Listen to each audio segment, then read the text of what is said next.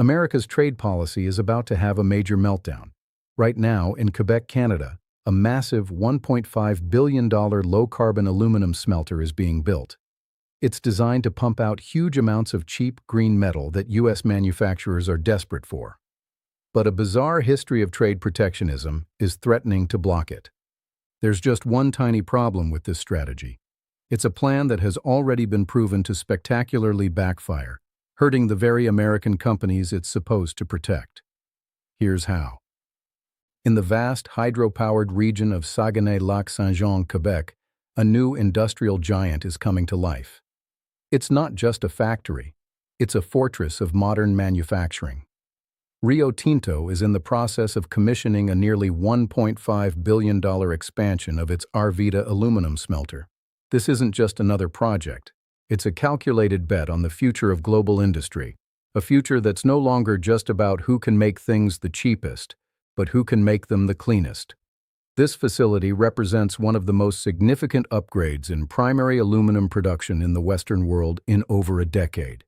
But its arrival couldn't be more fraught with tension. Just across the border, its biggest potential customer, the United States, is wrestling with a policy paradox: how to protect its own dwindling industrial base without starving its advanced manufacturers of the critical materials they need to build everything from EVs to fighter jets. This is a tale of two deeply connected, yet diverging economic paths. One path, forged in Canada, is a big bet on a future of green, high-tech, and globally competitive materials.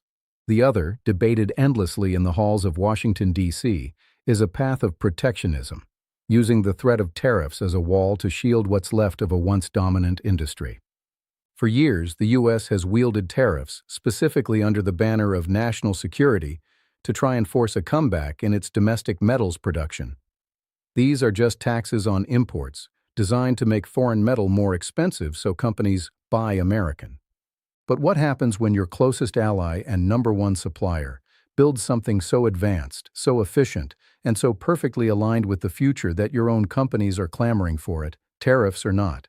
The answer reveals a plan that isn't just failing, it's actively backfiring. The attempt to wall off American industry is creating a crisis of uncertainty for the very manufacturers it was supposed to help, while handing an incredible strategic advantage to Canada.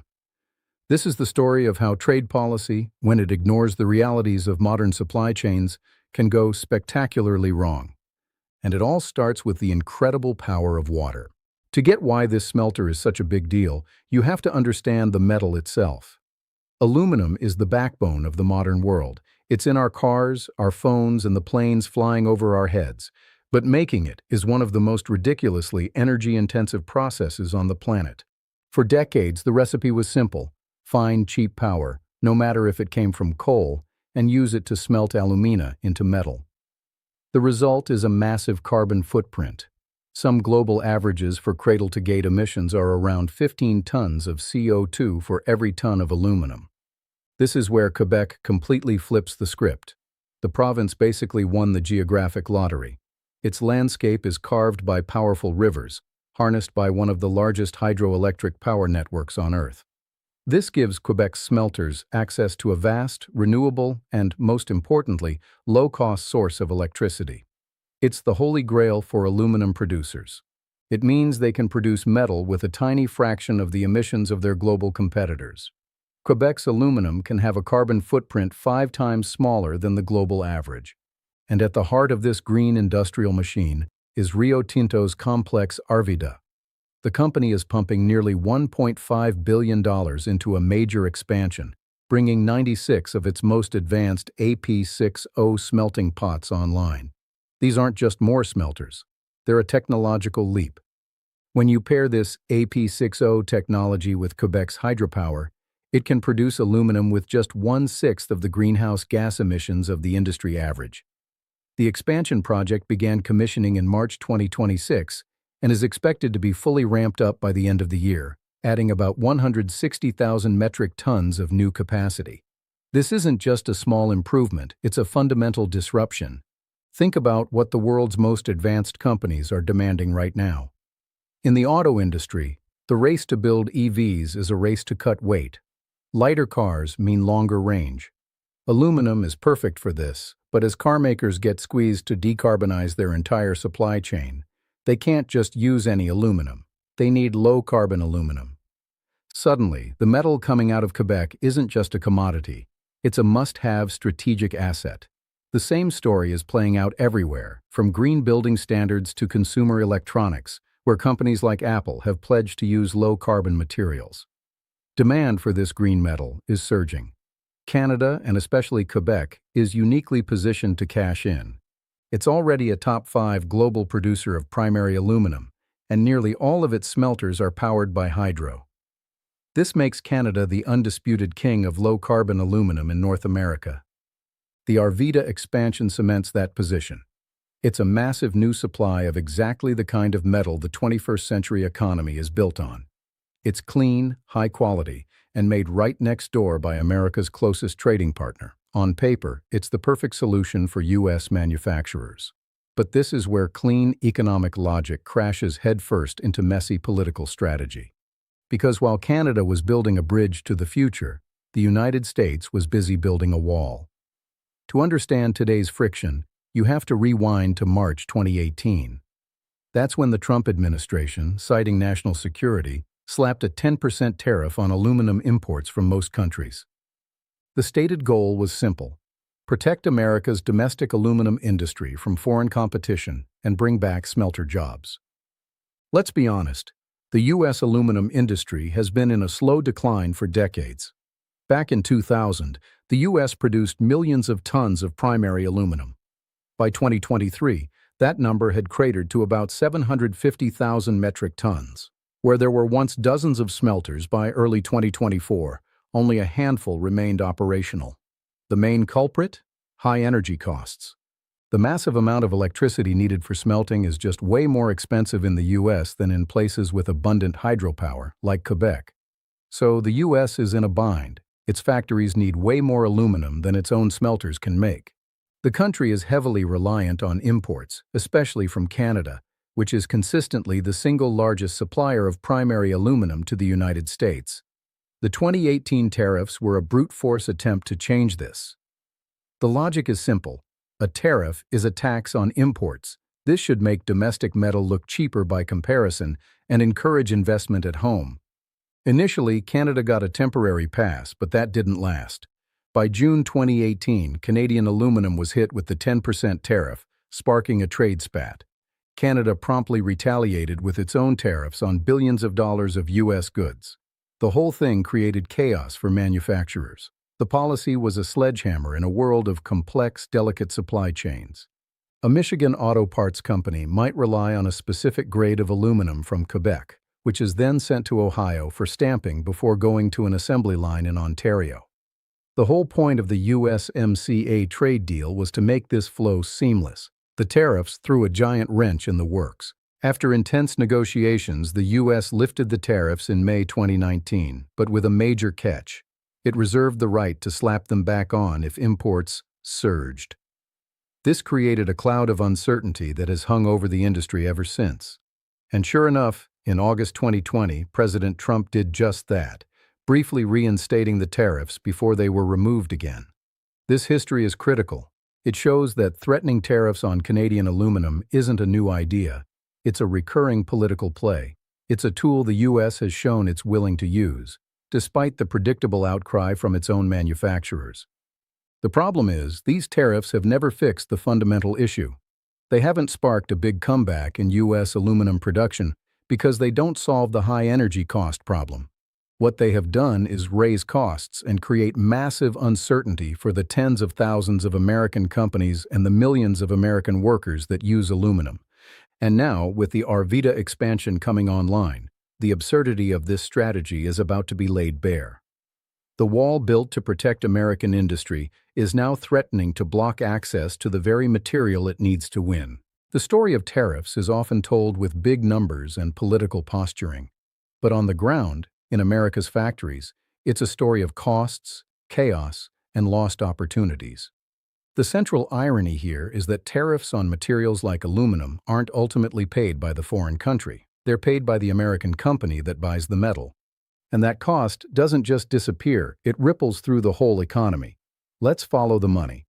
An American company, call it Midwest Auto, needs to buy 1,000 tons of that high-quality, low-carbon aluminum from Quebec for a new EV battery enclosure. If a 10% tariff is in place, the moment that metal crosses the border, its cost to Midwest Auto jumps by 10%. The company now faces a terrible choice. Option 1, eat the cost. This means their profit margin gets hammered. For a business on thin margins, that's a disaster. It means less money for R&D, new machinery, or hiring. Option 2, pass the cost to the customer, the big automaker. Now the automaker has to decide, do they take the hit, or do they raise the price of the car? When this happened in 2018, studies showed the costs were passed right on to American consumers. A more expensive car is a less competitive car. Option 3, find another supplier. This is what the tariff wants them to do, buy American. But here's where policy hits a brick wall of reality. As we've seen, U.S. primary aluminum production is a fraction of its demand. There just isn't enough American metal to go around. And more importantly, there's a severe shortage of the low-carbon primary aluminum the modern auto industry needs. This isn't a textbook theory. It's exactly what happened before. Research consistently showed the 2018 tariffs hurt U.S. manufacturing by raising costs and reducing employment. One stunning estimate from the Peterson Institute for International Economics concluded the cost to the U.S. economy for each steel industry job supposedly saved by the tariffs was a staggering $650,000. For every one job in aluminum production, there are dozens, with some industry estimates going as high as 177 jobs, in industries that use that aluminum. These are the businesses making things: auto parts, beer cans, and airplanes. When the price of their key ingredient goes up, they become less competitive. The threat of tariffs acts as a tax on American manufacturing. It punishes the very companies trying to innovate. This is especially true now with the Arvida expansion. With a massive new supply of the world's cleanest aluminum right next door, any tariff becomes an act of economic self-sabotage.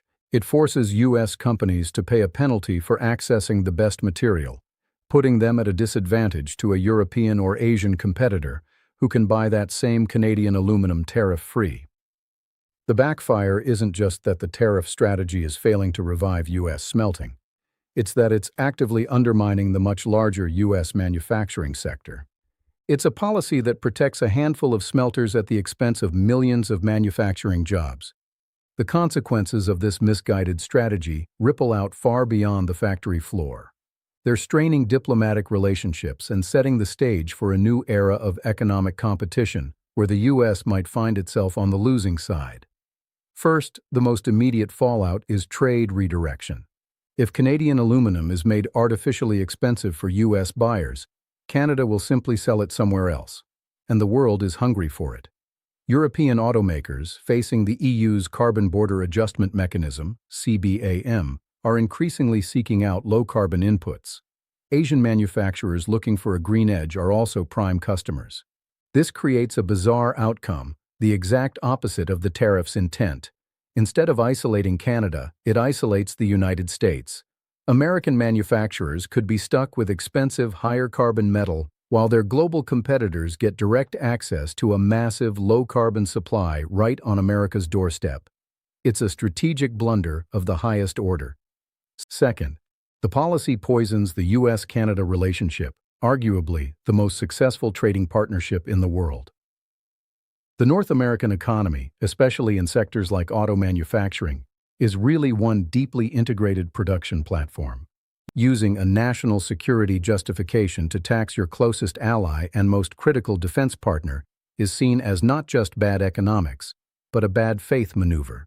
This tension couldn't come at a worse time.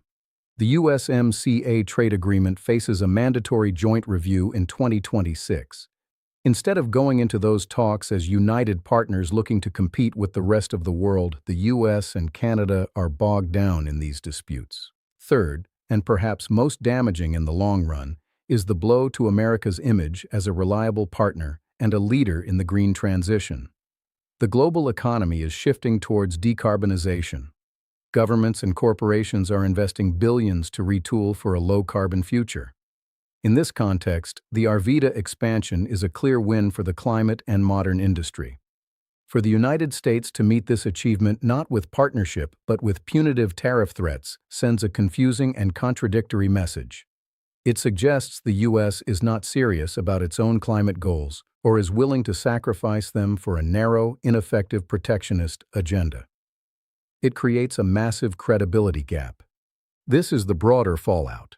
A world where American manufacturers become less competitive, America's most important alliance is frayed, and its leadership on the world stage is undermined.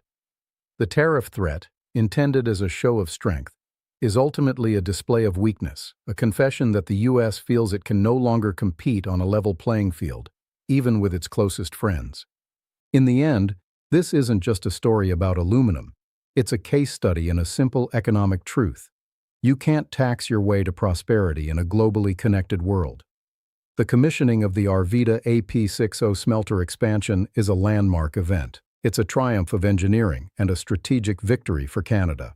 It offers everything modern manufacturing craves: a large-scale, low-cost, and crucially, low-carbon supply of a critical metal. Faced with this, the U.S. had two choices. It could have embraced this as a huge win for the entire North American manufacturing bloc, a green aluminum corridor giving every U.S. company an unbeatable competitive advantage. It could have declared victory for the continent. Instead, the recurring policy has been to threaten to build a wall. By resorting to tariff threats, the U.S. chose to treat an opportunity as a threat. The result is a policy that is not just failing, but actively achieving the opposite. It doesn't create American jobs. It threatens them by raising costs. It doesn't bolster national security. It strains the alliance with America's most critical security partner. And it doesn't make America great. It puts American industry at a disadvantage in the defining economic race of our time. The story of the Arvida smelter shows that competitiveness today isn't built on walls, but on innovation and smart partnerships. Canada built a bridge to the future of manufacturing. So far, the United States has responded by threatening to blow it up, without seeming to realize that bridge is its own supply line. Who do you think will ultimately pay the price for this policy? Let us know your thoughts in the comments below.